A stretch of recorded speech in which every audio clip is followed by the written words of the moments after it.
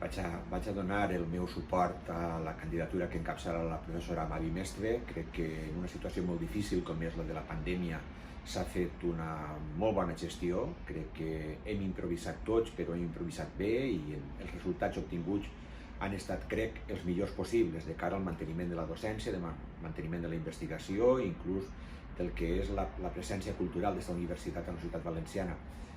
Ara entrem en una etapa molt difícil, tenim diversos problemes, això ningú ho ignora. Jo voldria posar l'accent en dos. Un, el del finançament.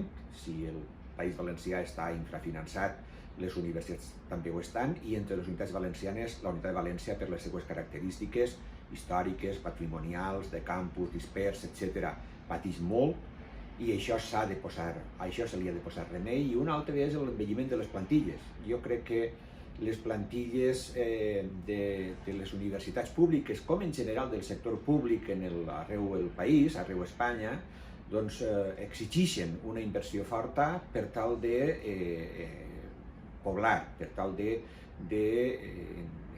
noves persones s'incorporen al que és el funcionament de les universitats, particularment en el nostre cas, i això és imprescindible. De cara a l'elecció em preocupa un tema, em preocupa una baixa participació. Crec que seria un error molt greu. El nostre equip rectoral, la nostra rectora, necessita tindre demostrar el màxim de recolzament, el màxim de suport per part de la comunitat universitària davant de les negociacions i del procés d'aquests canvis, d'aquest nou període que ara comença. Per tant, jo voldria demanar als meus companys, tant als del PDI com al PAS, inclús també, lògicament, als estudiants, a participar activament i a donar el seu suport a la candidatura de la professora Mestre.